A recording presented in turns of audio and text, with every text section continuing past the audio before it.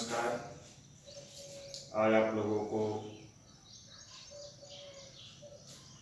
भौतिक विज्ञान कक्षा द्वादश का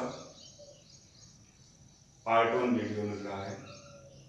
हम हैं सरस्वती विद्या मंदिर इंटर कॉलेज पालमन के भौतिकी विभाग के अध्यापक अभिषेक शर्मा। आज हम आप लोगों को फिजिक्स पढ़ाएंगे। ठीक है, देखिए फिजिक्स में जो आपकी क्लास 12 की फिजिक्स है उसको कई यूनिट्स में डिवाइड किया गया है, जिसकी फर्स्ट यूनिट्स है स्थिर वैद्युत की। फर्स्ट यूनिट क्या है? स्थिर वैद्युत की, जिसको बोलते हैं इलेक्ट्रोस्टैटिक्स। ठीक है, जिसको क्या बोलते हैं? इलेक्ट्रोस्टैटिक्स। और इस यूनिट का जो पहला पार्ट है कूलाम का नियम वैद्युत क्षेत्र। ठीक है, आइए आज हम देखेंगे कूलाम का नियम वैद्युत क्षेत्र के बारे में। ठीक है, तो सबसे पहले कुछ छोटी छोटी चीजें जो इस पार्ट में आगे हमको काम देंगी उसको हम देखते हैं। सबसे पहला जो पॉइंट है आप लोगों का उसको बोलेंगे आवेश। क्या है पहला पॉइंट? आवेश। ठीक है, आवेश मतलब चार्ज। देखिए आवेश क्या होता है, आप लोगों को याद होगा, आपने छोटी कक्षाओं में पढ़ा होगा कि कभी आप प्लास्टिक या कंघी को अपने बालों पे रगड़ते थे तो रगड़ने के बाद वो कागज के छोटे टुकड़ों को अपनी ओर आकर्षित करती थी। ठीक है, कागज के, ध्यान दीजिएगा, आपको याद होगा कागज के छोटे छोटे टुकड़ों को अपनी ओर आकर्षित करती है। तो कहा गया कि ये जो हमारा कंघी है ये किस गुण के कारण कागज के छोटे छोटे टुकड़ों को आकर्षित करता है। बाद में अध्ययन किया गया, वैज्ञानिकों ने अध्ययन किया तो उसमें पता लगा कि ये जो हमारे पार्टिकल्स होते हैं जिनके कारण जो छोटे छोटे परमाणु होते हैं इनको यदि आवेश मिल जाता है, ठीक है, ये कोई भी आवेश मिल जाता है तो यह जो है कागज के छोटे छोटे टुकड़ों को अपनी ओर आकर्षित करते हैं। ठीक है, तो आवेश क्या होता है? यदि कोई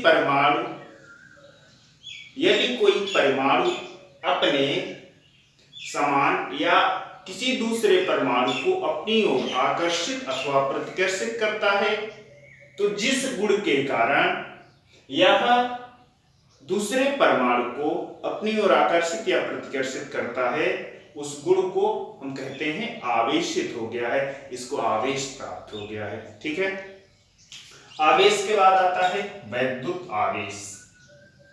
क्या आता है? वैद्युत आवेश, इलेक्ट्रिक चार्ज।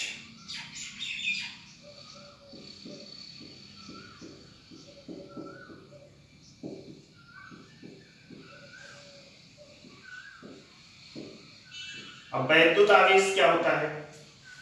देखिए यदि किसी परिपथ में वैद्युत धारा प्रवाहित हो रही है, ठीक है, यदि किसी परिपथ में वैद्युत धारा प्रवाहित हो रही है तो परिपथ में प्रवाहित धारा एवं प्रवाहित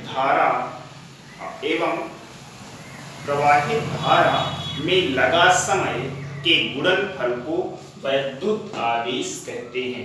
फिर से ध्यान से समझेंगे, यदि किसी परिपथ में वैद्युत धारा प्रवाहित हो रही है तो धारा एवं धारा प्रवाहित होने में लगा समय के गुणनफल को वैद्युत आवेश कहते हैं।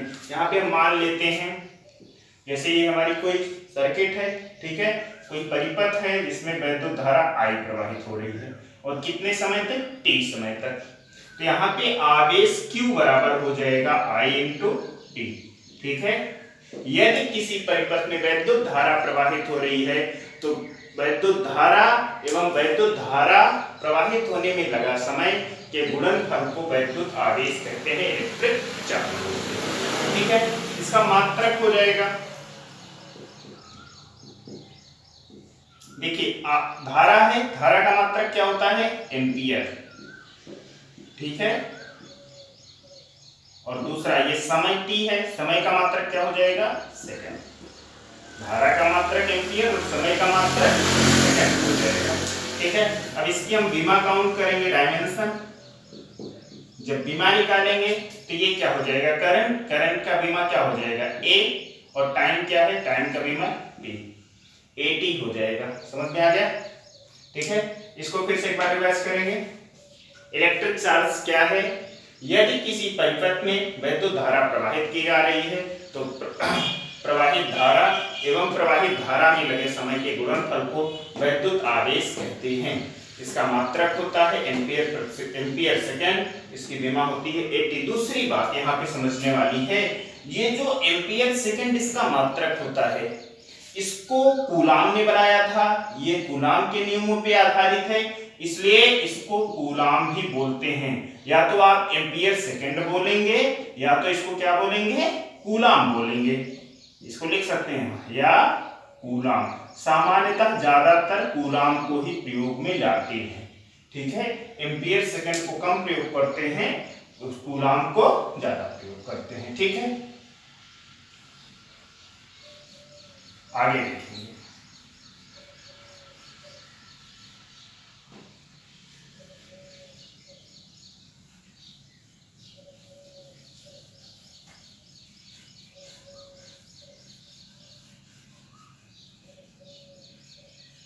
अब यहां पे देखेंगे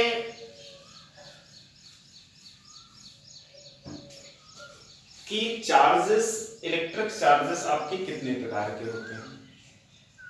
तो यहां पे आप जान सकते हैं इलेक्ट्रिक चार्जेस आपके बेसिकली 2 टाइप्स के होते हैं। ठीक है, मुख्य रूप से 2 प्रकार के होते हैं। ठीक है, इसको पहले को बोलेंगे पॉजिटिव चार्जेस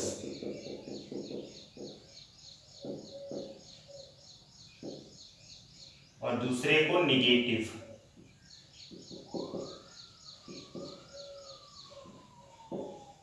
पॉजिटिव चार्जेस क्या होते हैं, यानी कि ये प्लस हो जाएगा, ये आपका माइनस हो जाएगा। ठीक है, अब यहां पे पॉजिटिव चार्जेस का मतलब क्या हो गया, ऐसे परमाणु जिन पर धन आवेशों की अधिकता हो। ठीक है, ऐसे परमाणु जिन पे धन आवेशित कणों की अधिकता हो उसे हम धनावेश कहते हैं, पॉजिटिव चार्जेस बोलते हैं। या ऐसे परमाणु जिनको ऋण आवेशित चार्जों की आवश्यकता हो, ऋण यानी कि निगेटिव चार्जेस उसको चाहिए, धन की अधिकता हो या उसको निगेटिव चार्जेस चाहिए, उसको क्या बोलेंगे, पॉजिटिव चार्जेस। यदि ऐसे चार्जेस जिनके पास किसकी अधिकता हो, निगेटिव चार्जेस की, ऋण की आवश्यकता हो और अधिकता हो, और इसको चाहिए क्या, पॉजिटिव चार्जेस चाहिए, तो जिसके पास धन की अधिकता होगी उसको पॉजिटिव चार्जेस बोलेंगे, जिसके पास ऋण की अधिकता होगी उसको निगेटिव चार्जेस होंगे। अगर धन की अधिकता है तो इसको चाहिए क्या, निगेटिव चार्जेस चाहिए। ठीक है, जो एटम है आपका उसको क्या चाहिए, निगेटिव चार्जेस चाहिए। और अगर आपके पास क्या कहते हैं, निगेटिव चार्जेस है यानी कि ऋण की अधिकता है, इसको आवश्यकता किसकी है, धन की आवश्यकता है, तो इसलिए हम इसको कह सकते हैं पॉजिटिव चार्जेस, मतलब धनायन की आवश्यकता अधिकता है। निगेटिव चार्जेस का मतलब क्या हो रहा है, किसके पास ऋणायन की अधिकता है। ठीक है, समझ में आ रहा है। देखिए इसका नोट्स भी आप लोग बनाते चलेंगे, बिल्कुल लापरवाही नहीं करेंगे। ठीक है, हाँ, इसका नोट्स बनाते चलिए, तैयार करते चलिए। ठीक है, और रेगुलर एक एक वीडियो देखिए। इसके लिए आपको क्या करना चाहिए, चैनल को सब्सक्राइब करिए, जिससे कि कोई भी नया वीडियो अपलोड हो रहा है तो आपको सूचना मिले और लगातार उसको आप देखते रहें। प्रतिदिन 2 वीडियो 3 वीडियो आपको मिलते रहें। ठीक है, लापरवाही मत करिए। प्रकृति की मार है कि हम कक्षा में नहीं उपलब्ध हो पा रहे हैं, लेकिन हमको क्या चाहिए कि हम अपने समय को कैसे एडजस्ट करें। विषम परिस्थितियों में भी जो व्यक्ति अच्छा कार्य करता है सदैव विजय उसी की होती है। इसलिए कंटिन्यू बने रहिए और प्रतिदिन जितने भी वीडियो आ रहे हैं हमारी तरफ से उसको आप देखते चलिए, जिससे कि आपकी पढ़ाई में रुकावट ना आए, भौतिकी आपकी बहुत अच्छे से चलती रहे। ठीक है, अगला पॉइंट लिखिए, वैद्युत आवेश का संरक्षण।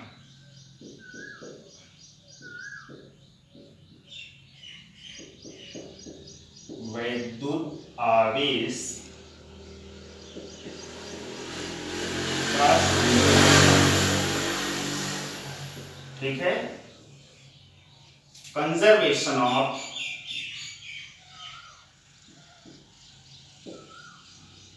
Electric charges.